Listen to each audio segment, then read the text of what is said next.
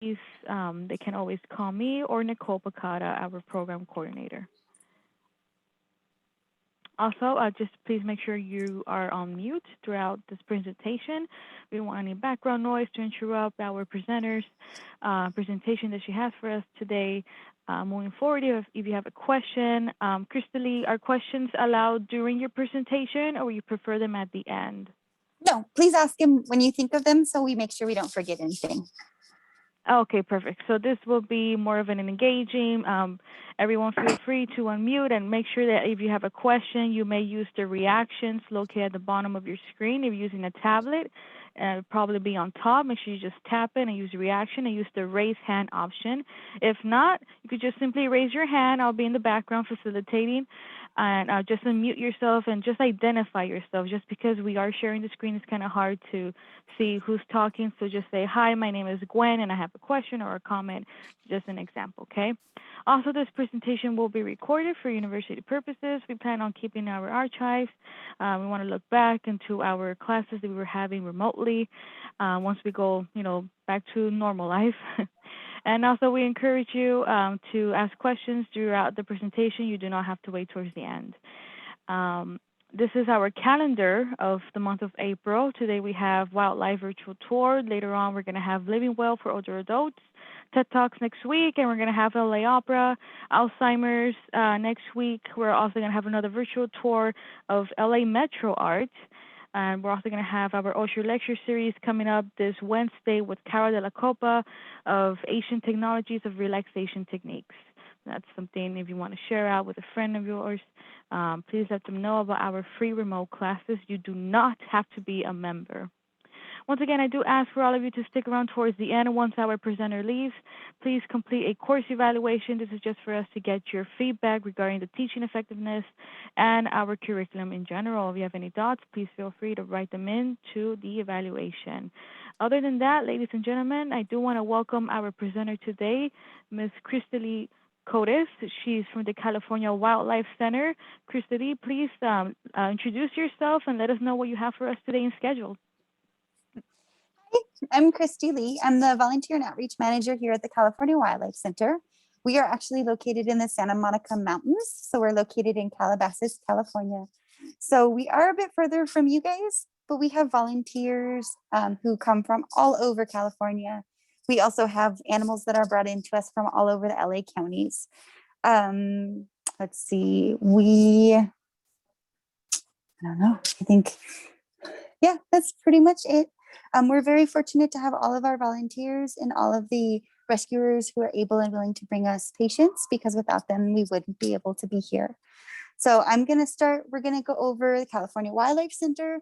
We're gonna look into detail into our orphan care unit.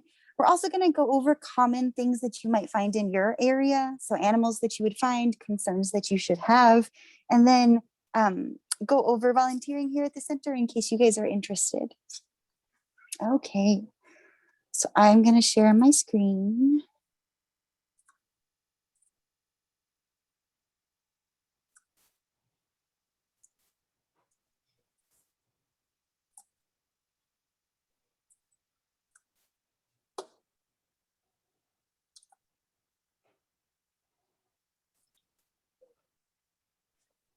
Okay. So our mission here is to take responsibility and protect the wildlife in the native and surrounding areas. Here we only take in native Southern California wildlife. So even though you encounter wildlife in your area, it might not be native, but we can always recommend someone that you can take it to or someone to contact for help. We rehabilitate, educate, and conserve. And so our main thing is that we want to promote the animals that should be here and the plants and everything else that should be in your neighborhood to help them for their survival and to help them to excel in their survival techniques. We are dedicated to rehabbing. We are a wildlife hospital. We are not a sanctuary. And so things along the lines of human encroachment, habitat destruction, and environmental damage is why we see a lot of our patients here. Because we are a wildlife hospital, we are not open to the public. We are open 365 days, so we're always available to help any wildlife. the thing is that the only people on grounds is always going to be our volunteers and our staff members. So being a volunteer, you do get to go into other areas that normal rescuers aren't able to. And that's because you go into those areas to help to care for the patients that we have here. We operate under the MOU of the Department of Fish and Wildlife. So we follow all of their regulations and requirements. We receive over 30,000 phone calls. Last year was actually 40,000 phone calls. I believe we took in about 5,000 animals last year. And that was just with a minimized amount of people here because we weren't able to have a bunch of volunteers that we typically do due to coronavirus. We are completely funded by donations from the public. So people who bring in patients, people who sponsor us, that is how we care for all the patients that we're getting in. Our main focus is going to be those native wildlife. So we will take in migratory birds. We will take in seabirds such as pelicans and loons. We will take in rabies vector species. So here on grounds, we take in coyotes, bats, foxes, skunks. We have a home rehabber that will take care of younger raccoons. Bats are native to the area, but there is someone in Santa Monica who will take care of them. So we refer them over to him. And then there's also rattlesnakes. Rattlesnakes are native also, but rattlesnakes are also referred to someone else. Those two animals in particular need to have special care, procedures, and protocols. So it's easier to refer them to an expert that can take care of them. And then we focus on the other animals that need either rabies care or specialty care. We take in gophers, native mice, but we do not take in Norway rats. So it's really easy to tell a difference between a native and non-native based on if they have fur on their tail or not fur on their tail is generally the protocol. But anytime you find an animal, you can send us a picture and we'll let you know the best steps, the best thing to do. We do take in bears. We also have an in-house sea lion and elephant seal rehabilitation, but we also will rescue older sea lions and elephant seals and transfer them down to the Marine Mammal Care Center. We take in over 132 different species of animals, so it's a wide variety. We do not take in starlings, rock pigeon, Eurasian collar doves, or house sparrows. Those are very common in your neighborhood, but they're actually not native. They were either brought over here or they were released in some way. And so even though they're very common, it's not something that we would take at our facility, but we could recommend them out to someone else. Mountain lions will go to Fish and Wildlife. They do a lot with them. They do a lot of research and different care for them. And then parrots and box turtles, basically they're animals that you would have as pets. Those are also something that we would not take here. You can refer them out to a different facility, but it's something where they're not native to the area, so we wouldn't take them at the center. So here's an introduction to the California Wildlife Center.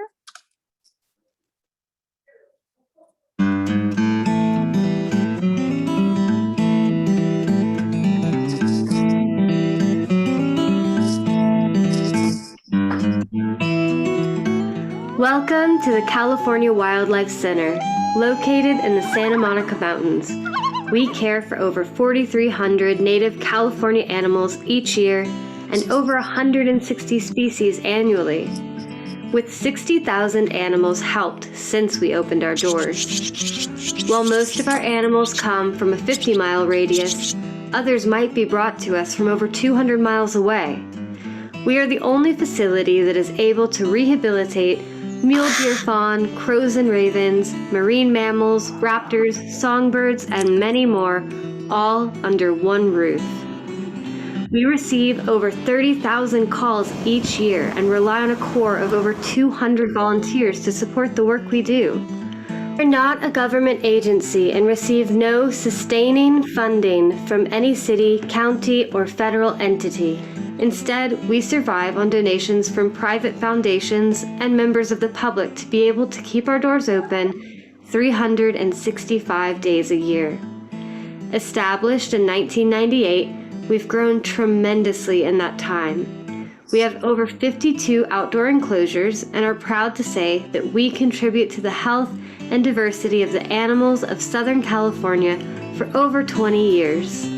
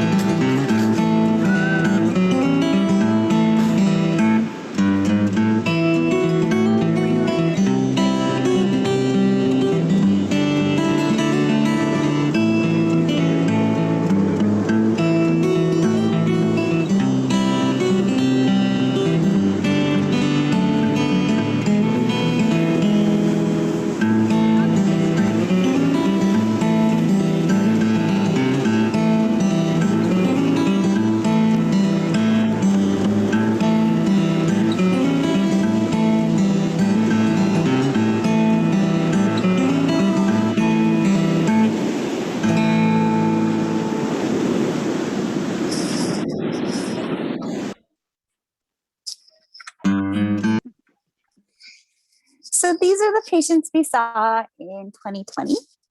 We had 81 marine mammals that we actually kept on grounds. So those were the ones that we rehabbed ourselves, but we transported a lot more down to the marine mammals facilities. And so I think that we had over 159 different rescues. So even though we're not able necessarily to take care of an animal, we can always get it to a place that can. So here are patients. You can always see that we do have a busier season. So we always start off a little bit slower. Then we go into our orphan care season. So we start with squirrels, then we'll get our baby birds, then we'll go back to squirrel season, and then orphan care season will be over. Typically, this is going to breed the breeding cycle. So that's why we're going to see an increase at this point. Year round, we're going to take in any adult animal that is needs our help. So it's one of those things where even though it seems that we're still kind of slow here, we're not. It just means that part of our areas are open and part of them are not. We will take in a wide variety. So right now, I think we have a lizard downstairs. We have a snake downstairs. I know last year we had a spider, a lot of birds, a lot of different types of birds, shorebirds, songbirds. So basically anything from a hummingbird all the way up to a pelican you'll see at our facility. And then we also have deer, we have fox, we have coyote. So it's a wide variety. And so we do have 3 different departments to take care of all of our patients. How do we get our patients? So our patients come to us in many different ways. Many of them are brought to us from the public. So anything that is usually in your yard that is injured that you're able to bring to us or to another facility is a way to help patients. We rescue different patients. So if it's a marine mammal that's on our designated part of the beach, or if it is a shorebird that's on that designated part of the beach, our marine mammal team will go out and they'll pick them up and they'll bring them back to us. We also work with agencies such as Animal Control, the Department of Fish and Wildlife. So there are 3 animal controls in our local area that we actually will have transport from those facilities to us so that we can take care of their patients. We have animal control bring us all kinds of animals. So I know a lot of people are like, well, what is animal control going to do if they get a patient? It would be one of those things where you need to call them and find out, because each one is going to have different procedures and protocols, and ask, because a lot of them work with local rehabbers. So it's one of those things where it might be an avenue for you if it's the closest facility to you. Let's see. So what to do if you find wildlife in need? So I know that the biggest concern that people have is that they find an animal and they're not sure what to do.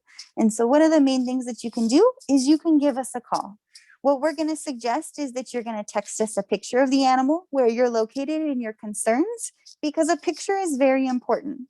When you see a picture with a small bunny, you're naturally going to assume that it's something that needs care, but that's not necessarily true. Rabbits, they tend to be pretty small when they actually are out on their own and no longer need parental care. The same thing applies for possums. So it's one of those things where a picture will help us to determine a lot of details about the patient. Baby birds, they nest from about April to about September. And so during that time, you might find birds in different stages. You can see that in our pictures, this down here is going to be a very young bird. This bird is going to consistently still need care from its parents. This bird down here is called a fledgling. And a fledgling is going to be a bird that's in the process of learning how to be an adult. So this bird, if you find it out on its own on the ground, it's going to need our care. It's going to be something where you should call a rescuer to see what you should do. If you find this bird, it's not necessarily something that you're going to need to bring to a rescuer. These birds, when they're fledglings, spend a lot of their, not in general, birds when they're fledglings spend a lot of their time on the ground because they need to learn how to fly. They need to learn how to gather their food. Their parents are usually up in a tree watching them, but it's one of those things where they need to prove their independence. They need to show that they are able to be an adult so that they can continue on and they can have a successful life. A lot of times we get calls from people because they are always concerned that they're on the ground, something's going to get them, cats are going to eat them. But it's one of those things where it's a stage of life And so the best thing to do is make sure not to feed cats in your yard so that it doesn't attract them to that general area. It's one of those things where we're always going to recommend that you leave this bird be, because we want to make sure that it's able to become an adult. We want it to be able to fly. And the best care always comes from your parents. Birds that need to be brought to us are birds that might need help. There are other signs and symptoms for them, but one of them is not necessarily being on the ground. A lot of it is looking at activity. So are the parents around? Did you find the parents? Did they happen to pass away? A lot of times you're not necessarily going to see the parents perched on a nest the entire time. Hummingbirds is a good example. So it takes a lot of energy to get food, to bring it back to their babies, to then feed their babies, and then they're going to need to find more food. So because hummingbirds have such a high need for energy, they're not at their nests that often. So if you watch the nest from a distance, you'll see the mom coming back and feeding them. Usually if a bird doesn't have its mouth open and it's not crying or begging for food, it means that someone is taking care of it. And I know a lot of times our first instinct is to help out. And so that's to take the animal from that area and to take it to a facility, but that's not the best thing for the animal. You also want to see if there's injuries. So look at the patient and examine it from a distance. You don't ever want to walk up and pick it up and start messing with it or take it into the house. You can do it from a distance. Do you notice that maybe one wing is hanging lower than the other? Do you notice that maybe they're not using one leg versus the other? When you walk towards the patient, does it run away from you? Does it just kind of sit there? Because all that information tells us a lot about the different patients that you're going to find. A lot of times there's perfectly healthy birds that people bring to us, and we just recommend that they did bring them back because we want to make sure that their parents are giving them care. Other times it's that you bring them to us and they do need our care. So there's a lot of different things that can go into determining if a patient needs help. So the best thing to do is just to call us, send us a picture, and then we'll go from there. Your first reaction shouldn't be to pick up the patient and take it home with you, basically. Parents have territories. So even though you're not seeing them at the nest, it doesn't mean that they're not there. Make sure that you're always paying attention to if that baby bird has its mouth open and if it's begging for food and constantly crying or making noise. If it does, then keep a close eye on it from a distance. If it's not, typically that means that its parents are going to be taking care of it. But the best thing about any of this is that if you ever have any questions and concerns, just call us and we'll be able to help. We'll be able to have suggestions or tell you the best next steps of what to do. If we do recommend that you bring the baby bird to a rescuer or to a facility, what you're going to do is you're going to get a box. You're going to line it with crumpled paper or maybe crumpled tissue that's not used. You're going to put holes in the box. You don't need to have big, huge holes, just little breathing holes so that they're not big enough for the animal to escape. You're going to pick up the bird. You're going to place it into the box. A lot of times people are worried that your hands smell like a particular something, and so the parents won't take care of the birds. That's not a concern. You should just be able to pick them up by their bodies, put them into your box, and that should be fine. Most birds aren't worried about the scent that you might put on their babies. You're then going to close the box because we want to make sure that it doesn't get out. It's not something where you put it into your house and then it starts roaming around. So we're going to close the box, make sure that it is sealed securely, and then you're going to place the box into a quiet place. Typically we don't recommend that you offer any food and water, but if you're concerned about it, make sure to ask the technician or whoever it is that you're talking with, because they'll let you know. Some patients, it might be like, for example, a hummingbird, we might ask that you give them a little bit of food. Other ones, we might make sure that you don't give them food. So it's one of those things where if you have any questions and you're not sure, the best thing to do is to follow up with whoever you're talking to. Orphaned baby squirrels. So we get a lot of squirrels at our facility. It's one of those things where they have 2 seasons. So we get a smaller group in the March to June area, and then we get a larger group in the August to October area. So for baby squirrels, a lot of times you'll find them and you'll think it's great to keep them, take care of them. They seem to need the care, they need the attention, But the thing is, that could cause a lot of issues and concerns. So it could cause habituation with the squirrels, which means that they become used to humans and they can't be out on their own anymore.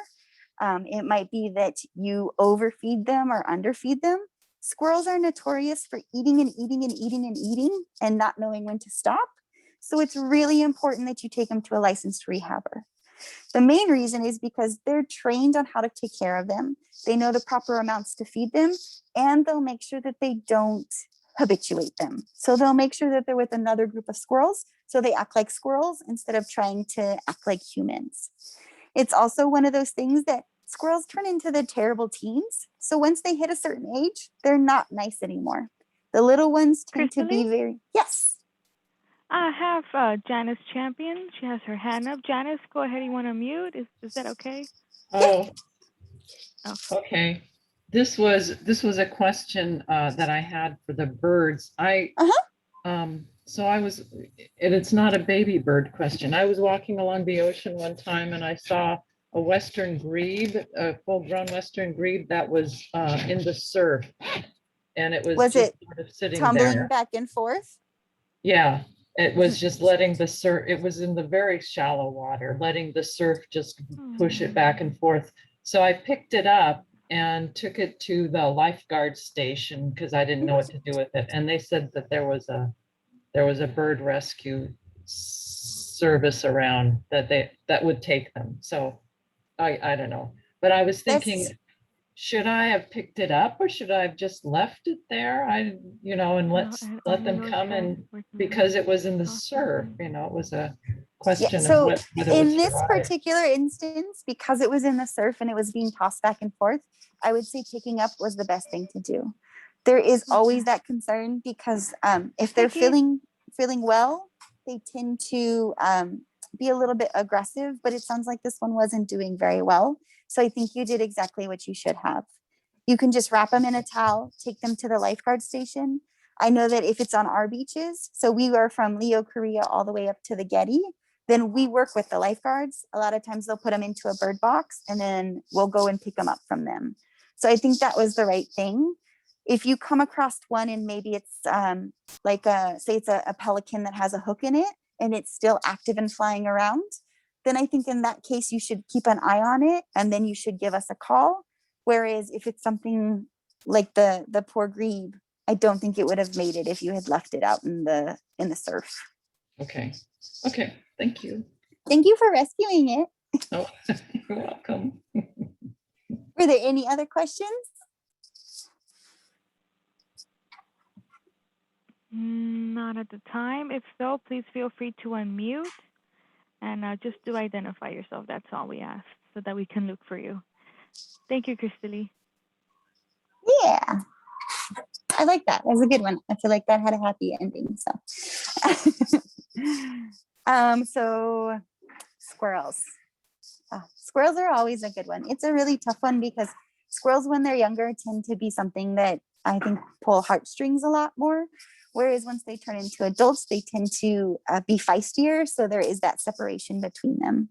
And so definitely if you find a group of squirrels after the wind, you might find them on the ground. They might have been blown out of a tree. So contact a local rehabber, contact us, and we can give you the best information on what to do. If we ever recommend that you should bring it in, or someone recommends that you should bring it in, make sure that you're picking them up with a towel. Just remember that anything with a mouth can bite. So we always recommend that you wrap whatever it is in a towel gently to put it into a box, or that you scoop it into a box using some material. So for example, you can use a broom, you can use a mop, whatever it is, so that it keeps you safe and keeps the animal safe. Most of the information is going to be the same once you get it into the box. You're going to make sure to close the box. The box should have air holes. You're then going to place it into a quiet place, and then you're going to reach out to someone that can help. Squirrels and things do not need to be offered food. These guys typically would not be eating food on their own anyways. They're still young enough that they would be getting formula for their moms. So even if you offered them food, it wouldn't be something that they can eat. But if you ever have that questions, then you know to ask the people that you're talking to about rehabbing. Adult squirrels. You'll get a lot of injured adult squirrels. We will get a lot of them during our season. And so we never ask that you pick them up with your hands. Squirrels are notorious for being bitey and scratchy. So the best thing to do is to keep you safe is to use something to scoop them into a container. So you can use a box, you can use a plastic container, whatever it is that you can put air holes into it so that it keeps them contained. And it's one of those things where you want to try to get them to a facility as soon as possible because you want to make sure that they stay contained in that box. A lot of times, if you're going to put it into your bathroom or something, put a towel over the container that you put it in, because once it's dark, a lot of times it will cause the animals to calm down. They're in a quiet place. It's not very stressful, so they tend to relax a little bit more. And so when it comes to putting those adult squirrels into a box, you can use a broom, you can use a mop, you can use anything that you have on hand. You're going to tip the box over, scoop them into the box, and then you're going to close it, making sure that you're safe and they're safe. Because a lot of times if they're still mobile, they can still get out. It could be a little bit of a concern. So make sure that you're always covering that box with a towel or something as you're scooping them, or as you're trying to close it so that they stay inside. You do not need to offer them food and water. Once they get to the rehab facility, they'll do whatever they need. It might be sub-Q fluids. It might be offering them food. It might be tube feeding them. It all just depends on what's going on with the patient when you find it. So orphaned baby rabbits, Right. we get those. Yes. I have another question. Uh-huh. So I believe the gray squirrels are native, but the brown squirrels are not native. So is that right? Okay, you're muted now, Christy. There you go. That was weird. Okay. Western gray squirrels are going to be the native squirrels. Fox squirrels are non-native. At our facility, we do take in fox squirrels, but when we release them, we only release them to areas that have fox squirrels. So for example, here at the facility, we have Western squirrels, so we would never release a fox squirrel here. So yeah, the brown ones are non-native, the gray ones are native.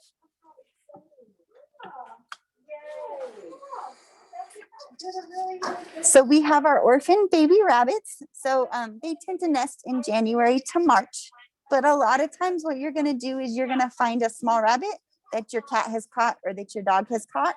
Anytime that happens, it does need to go into a facility, mainly because mouths tend to have a lot of bacteria. They tend to have a lot of germs. And so it's one of those things where they need to go into a facility right away so they can get any kind of antibiotics that they're going to need.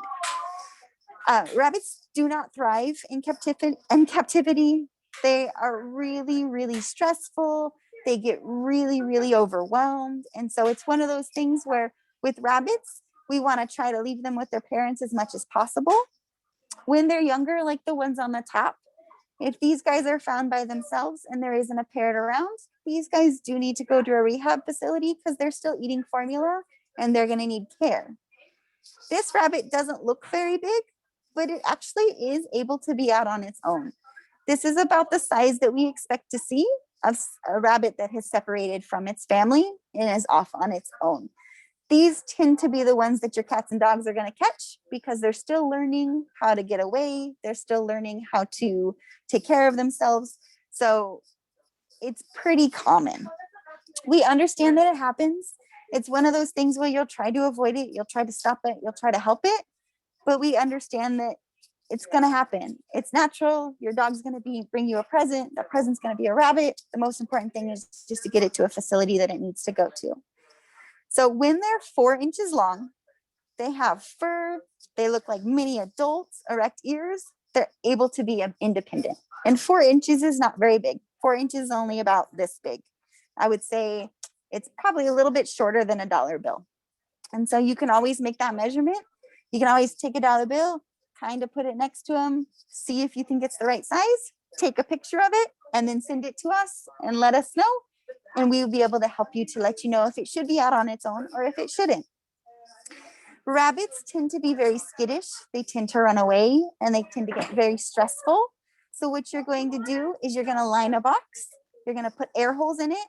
And then you're gonna put a blanket, or sorry, a towel or a hand towel, something smaller over them, and then cup your hands to pick them up.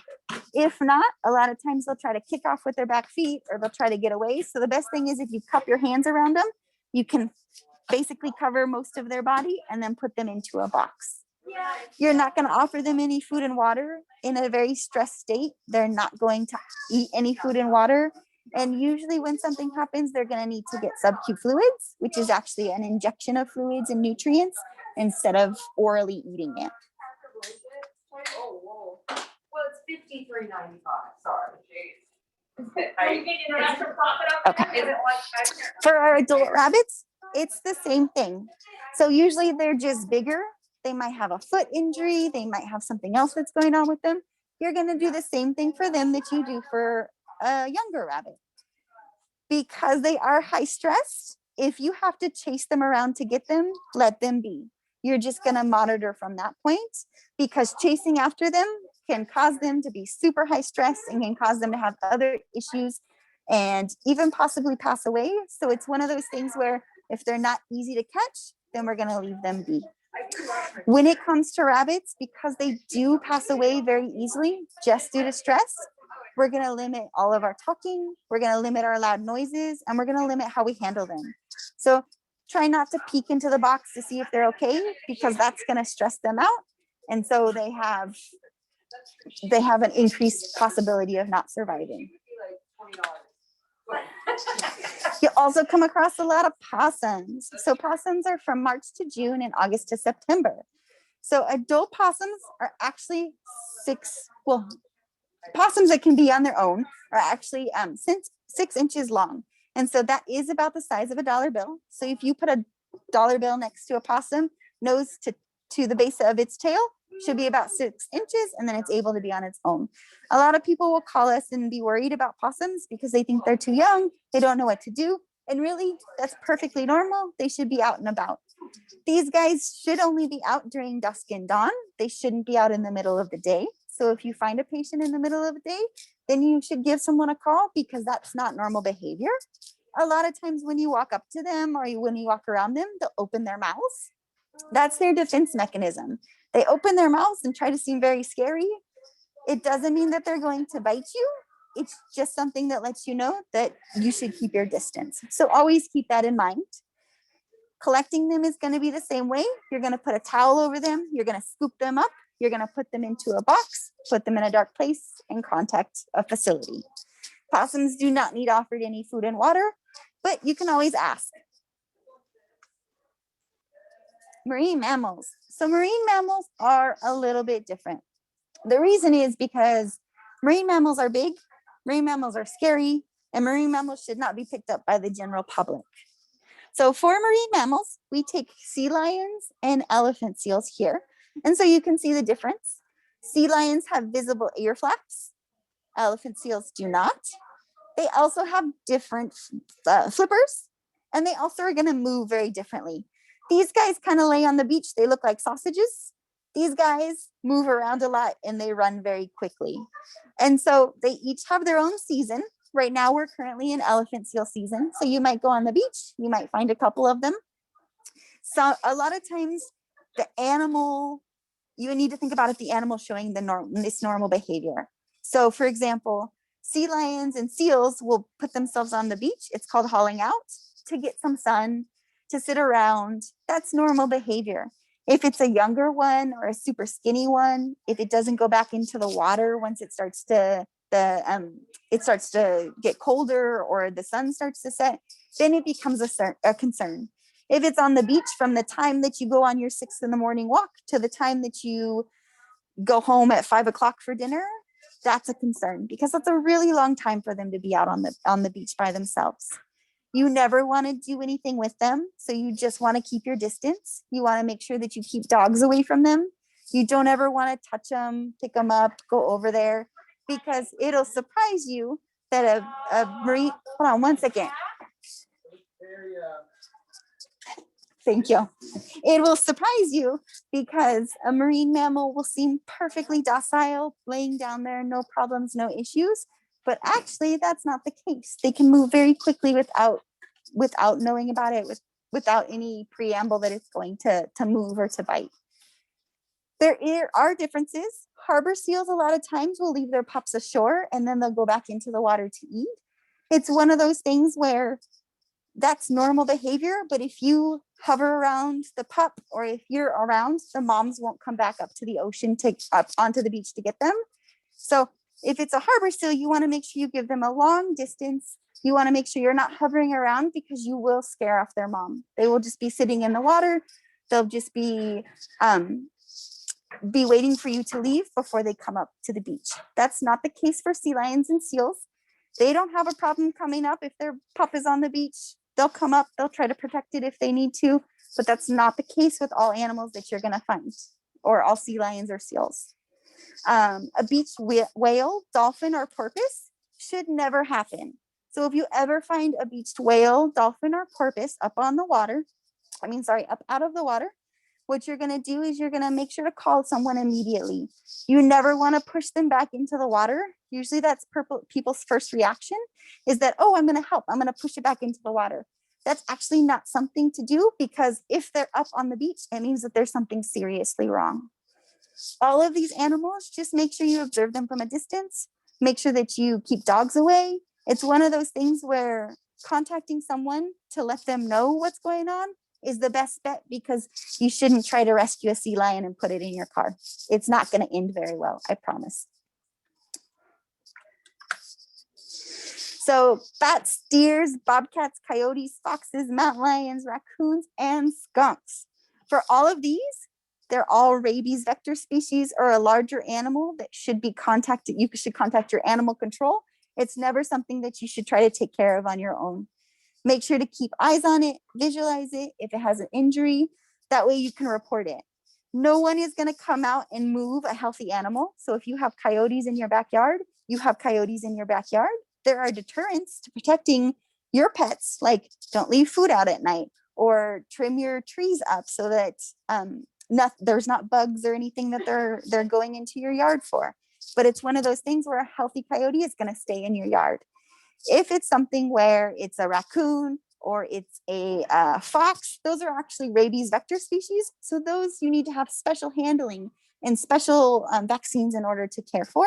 So it's one of those things where if you ever come across something and you're not sure what you should do, contact your local animal control, because they have people that are trained to come out and get them.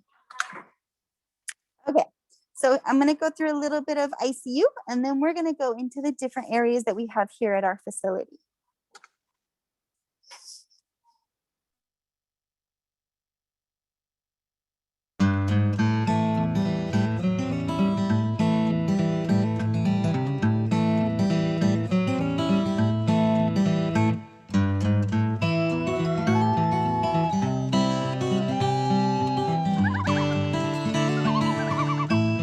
California Wildlife Center is a nonprofit that provides veterinary care for more than 4,300 sick, injured, and orphaned native wild animals a year.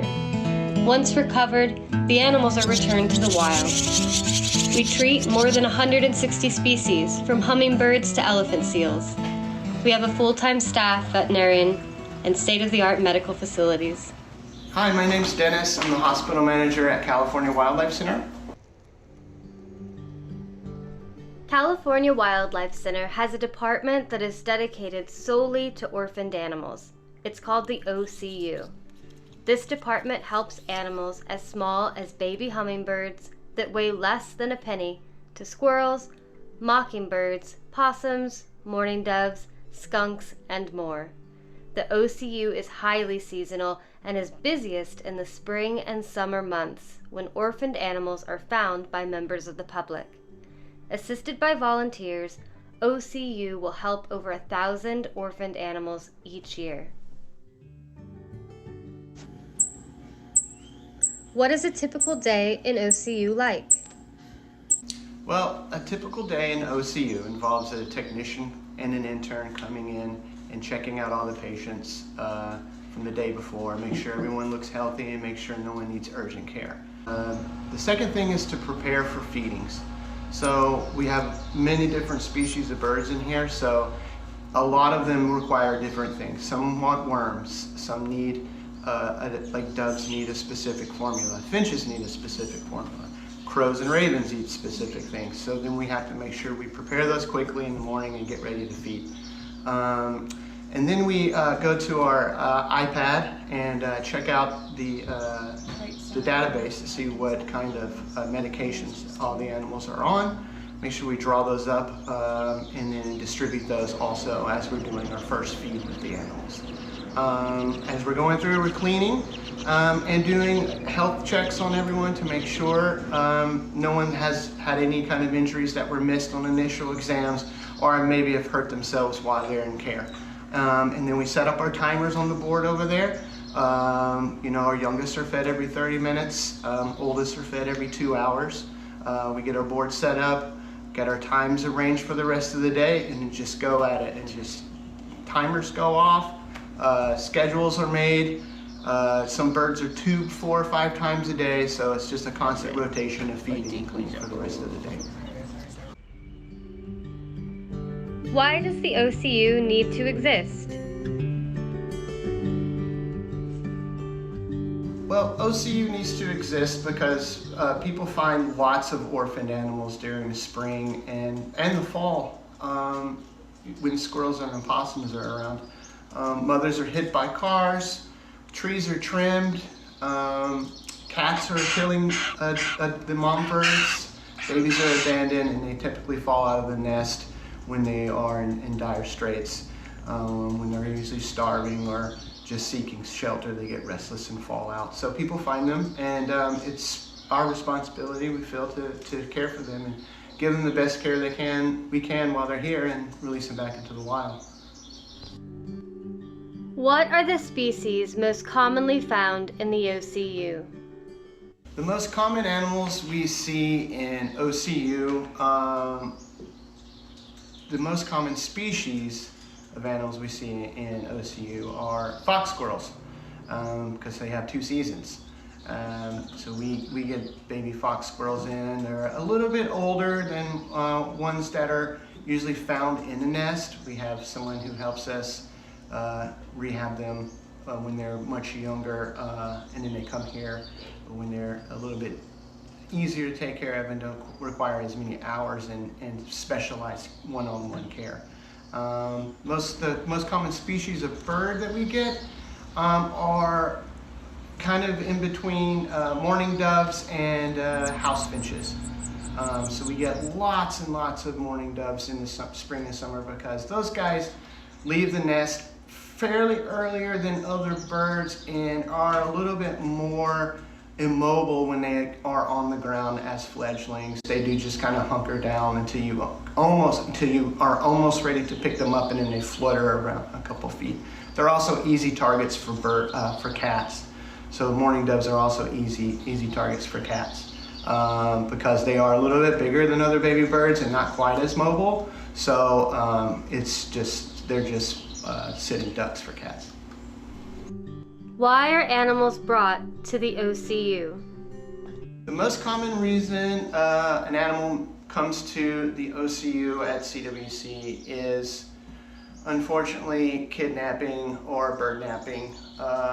A lot of people think baby animals they find on the ground are helpless. A lot of fledglings who actually should be on the ground and being taken care of the parents are snatched up by people and usually brought to an animal shelter, and then we get it in here. Those birds, if they are contacting CWC, we are able to make sure we have them send a picture here, and then we can tell that the bird's a fledgling, and then we have them put it back and give them instructions on what to do. Tied for first, I would say, are cats. Cat attacks bring, I would say, hundreds, if not a couple thousand animals to CWC each year. Cats are probably tied with #1 issue involving declining bird populations, songbird populations in the country. Tied with windows, of course, but probably the most preventable reason of a population decline is outdoor cats.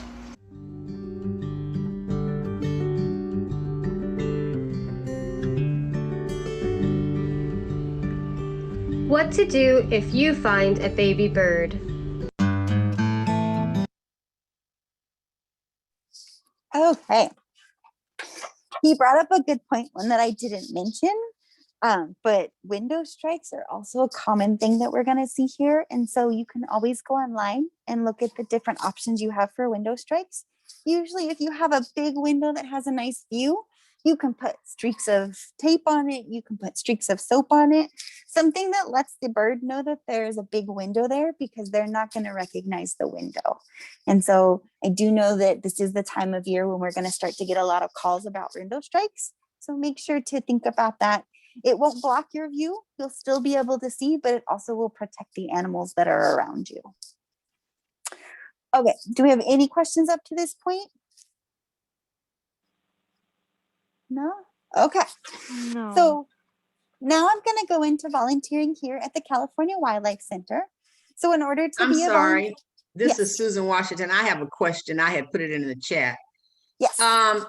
Is there a reason that we're seeing so many coyotes in the cities now? So most likely it's due to a lack of food resource. Okay. So, I mean, if you're going to have squirrels and things that are coming closer into the city, eating out of, like, being fed by people or eating it from trash cans or restaurants and things like that, it's going to attract other animals. I know a lot of fires occurred in the last couple of years, and so populations are just starting to come back up, which probably has a good portion to do with it also. Also, people are at home a lot more, so I wonder how much of it is really due to they were already there, but because you're gone between 8 to 6 or whatever every day, I wonder if you just never notice them. Oh, I see. Okay, thank you. Okay, as a volunteer, you need to be at least 18 years of age or older. You need to be able to lift 25 pounds, and then you need to commit to 1 4-hour shift a week. It's the same day, the same time for a minimum of 6 months. Depending on the area, will depend on the shift times. It'll also depend on the time. So some are going to be 4 hours and some are going to be 6. I focused on the orphan care in this presentation because I feel like they just opened. It's one of those things where now they're going to be on our social media. So a lot of people are going to have questions about orphan care. We are open Mondays through Sundays. So we have shifts every day of the week if you guys are interested in volunteering. You're not able to bring visitors with you. You're not able to just come in and surprise people and show up for a shift. All of it is scheduled, so we make sure that we have the proper volunteers that are needed for the amount of animals that we have here. Orphan Care is going to take care of all of the orphan animals that we get at our facility. You're going to work with baby animals 100% of the time. Baby animals are going to, basically you're going to get them in. They'll be little birds with just a couple feathers, and then they'll grow into adults. Once they're adults and they're able to care for themselves, then we're going to release them back into the wild. The way that our schedule works is in the wild, they would be fed once the sun rises until the sun sets. And so we follow that same schedule. Sometimes they're fed 30 minutes, sometimes 45, sometimes hour. It just depends on what's going on with them and how they're advancing through their care and how they're growing, because we're going to make sure to adjust our care to what they would naturally get from their parents. I would say it's probably more mentally tough than physically demanding, because you're continuously raising these baby birds. So you're going to come in, everything is going to be yelling at you. Mouths are going to be open. You're going to start feeding birds, cleaning them. Then an alarm gun is going to go off. Another group's going to need to be fed. So you're going to continuously be going from group to group, caring for them. And at the end of the day, you're going to be exhausted, but it's going to be very, very rewarding. Thank you, Corey. So these are going to be some of the patients that you're going to see in that area. So we have, this is a mockingbird. He's going to be a fledgling. This is one of our younger possums. I believe that this is a finch. We have squirrels in that area. Then we have, basically, this is one of my favorite pictures because you can see this is what you're going to encounter. You're constantly going to have mouths open, ready for food. Once they're full, this is what you're going to encounter. They're going to be quiet. They're going to nestle down. And then once it's time to feed them again, don't you worry, because these mouths will be open. They will let you know when they're done eating. So you feed them as many worms as they want, and then you're going to move on to the next group. Last year, we were very fortunate. We had common porwell, which is this bird up here. And so we were able to raise them from the time they were little babies until the time that they were able to be released as adults. It was really exciting because you got to see the change in their plumage. So their feathers changed colors as they were here. They started from like a sandy color, went to a darker brown. And so it's one of those things where day or shift after shift, you're going to watch these animals that you're working with grow. It's also amazing because you're able to help release them back into the wild. We then have our intensive care unit, which is going to take care of all of our injured adult animals. And so this is going to be the area where there's more injuries, there's more medications that are going to be administered. So it is also the area where we're going to do all of the laundry for the entire facility, and we're also going to do all of the diets for the entire facility.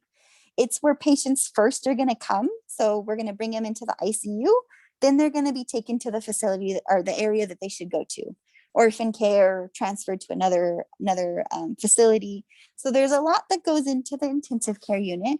And basically you assist the technicians with whatever they need. So it might be that you're holding a patient while they're doing an exam. You might be doing an intake.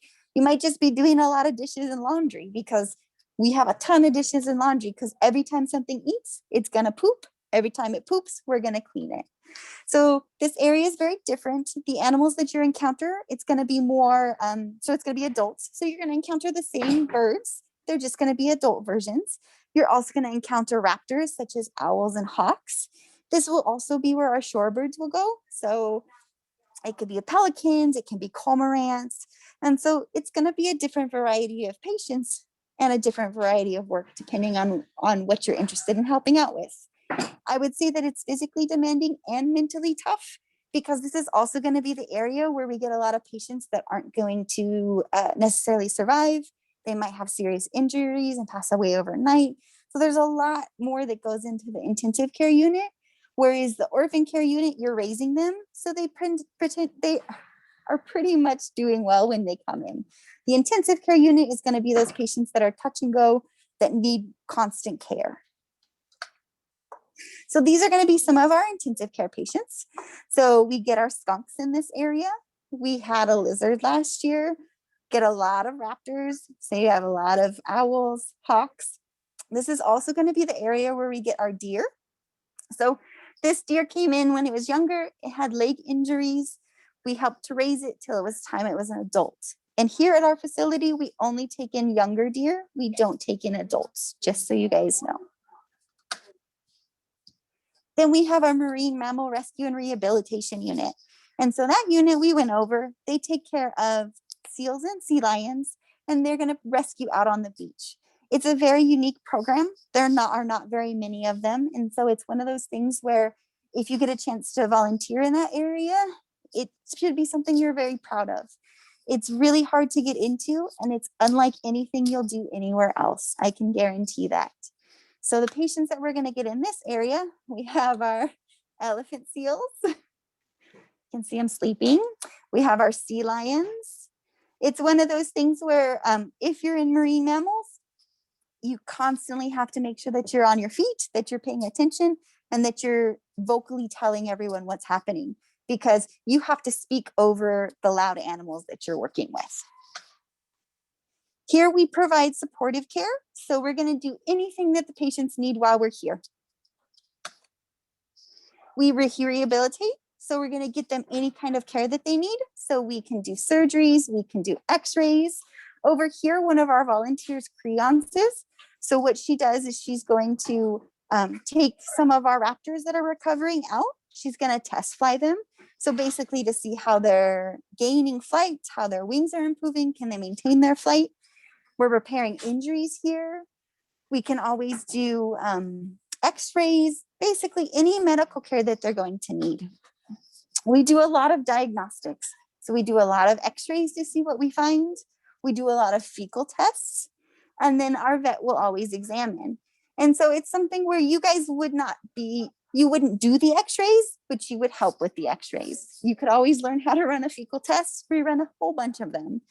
But mainly what you're here for is your supportive care for our technicians, so that when they need an animal to be fed, you're able to help with that. If they need medications given, you help with that. You help them to make the diets, do the dishes, the laundry. There's so much that goes into it. And as you're here volunteering, you're advance those skills.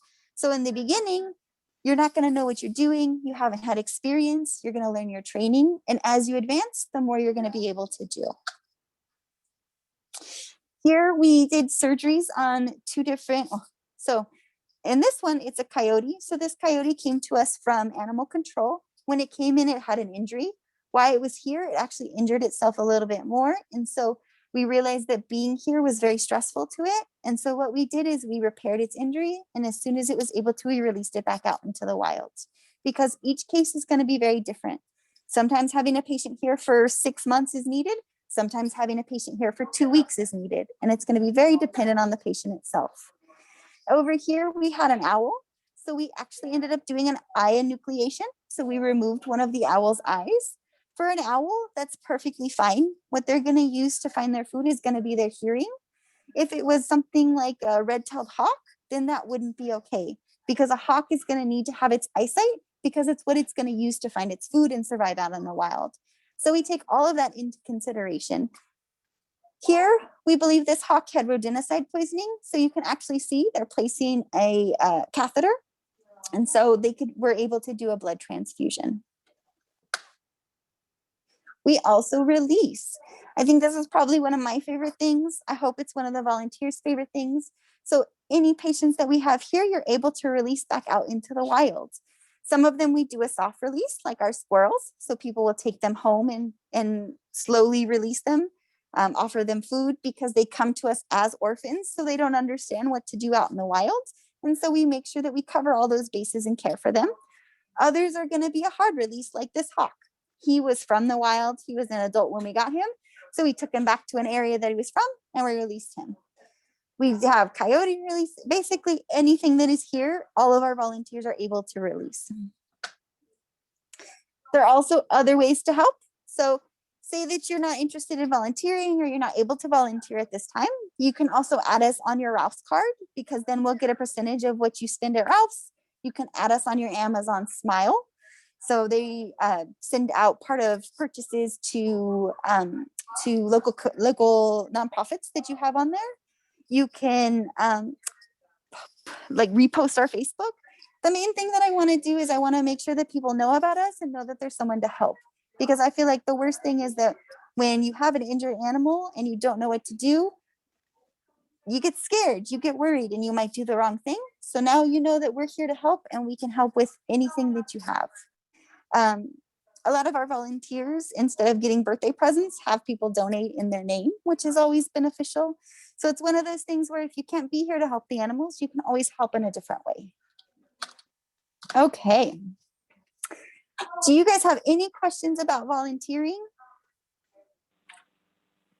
Where's your center located, Crystalie, again? I think you probably said that earlier. But We're located in Calabasas. So we're about 10 minutes from the 101 and then 10 minutes from Malibu. So we're quite a ways from you, but not too bad. Okay, it's not too bad then. Go ahead, Janice. Yeah, I noticed in the film that you have little like knitted nests for some of your babies. We have a group that does crocheting and knitting. Do you like have patterns for it, or do you need it, you know? So we don't need it at the moment. We actually have, I think, a group that makes them for us every season, and we'll send them in. But I know that you can always, so for example, there's other rehabbers that we work with, because I had too many of them. And so I reached out to them and they actually could use them. So here at our facility, we can't use them at the moment, but it is something where other facilities potentially could. Okay. Can you share that with us so that our members, our knitting and crocheting club can do that? If you would share that, the other resources. I can look into it, but I'm not sure. I can contact the other group and see what they do, but it's not something that we directly facilitate.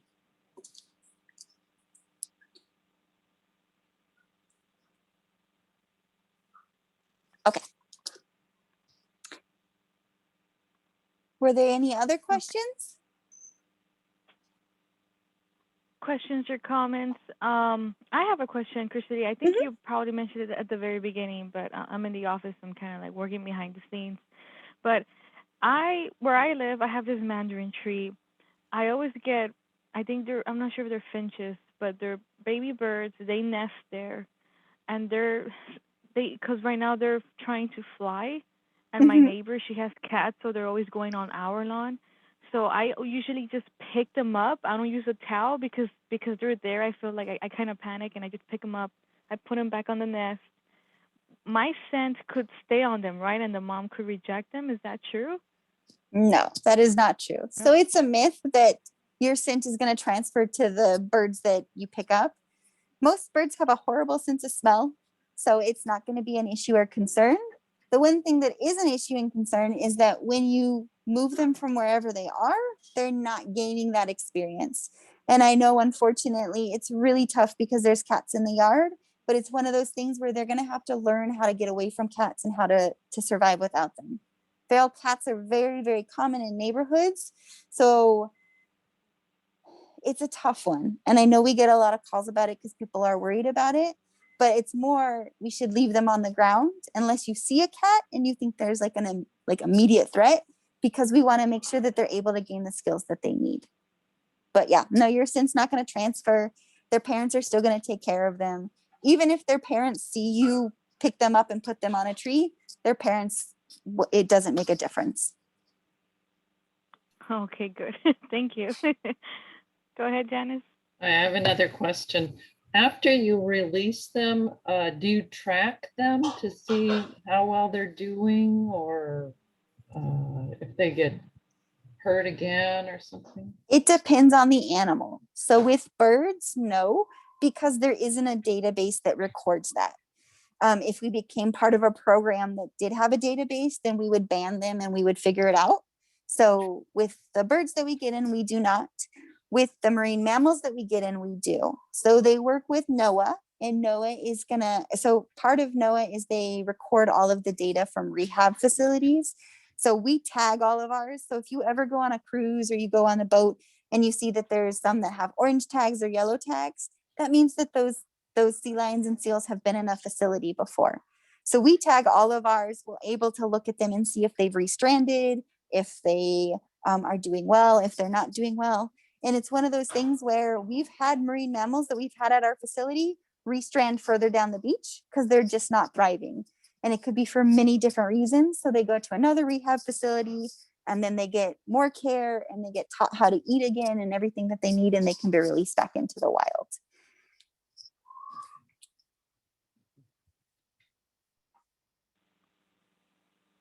Okay. Thank you, Christy. Sally, do you have a question or a comment? Anyone else? Joyce, Dorothy, Priscilla, Norma, Rob? No? I do have a question, Christy. It should be my last one. How can I contact my local, you said it earlier, animal rescue? Was that it? The agency? So it depends on what you're looking for. So you can go on to Fish and Wildlife, and Fish and Wildlife has a list of rehabbers, and you can look for them in your local area. If it's something where you rather just contact your local animal control or your local shelter, then you can go onto their website and they should have contact information. If it's something where you want to report an animal, say, for example, you have an injured coyote in your yard, that's something where make sure that you're getting in contact with an actual person and not just leaving a voicemail, because you want to make sure that they actually come out and that they actually know what's going on with them, because they probably get over 100 coyote calls a week. And a lot of them are just that coyotes are in their neighborhood. So it really depends on the animal, but those Fish and Wildlife's website, looking at their rehab, is going to be probably your best connection to a place that can help, or you can always contact us and we can help you out. Okay. Thank you, Christy. Thank you for that. All right. So I think it's already 12:10, and I want to be mindful of everyone's time and of your schedule, Christy. I want to thank you for coming in today and preparing this wonderful presentation. It definitely was engaging and informative for all of us. I do ask for everyone else, the students, to please complete a course evaluation. It's located in the chat. And other than that, this concludes our session. So thank you, Christine, for coming by. Thank you so much for this presentation. Yeah, thank you for letting me come. And if you guys have any questions, feel free to email me or contact me. Thank you. Thank you, Christine. Thank you. All right, everyone else, please complete the course evaluation. It is located in the chat. I also did include 2 links to 2 courses that we're going to be having. One of them is not with Ollie, but it is in partnership. It's called My Hero's Journey. You probably received that earlier this week. You'll be getting another reminder of that just because the deadline is approaching quick. That's My Hero's Journey. And we also have an Osho lecture series that is next Wednesday, the 14th at 11:30. 11:30, yes. I don't know, Nicole, if you want to elaborate a little bit more on the My Hero's Journey.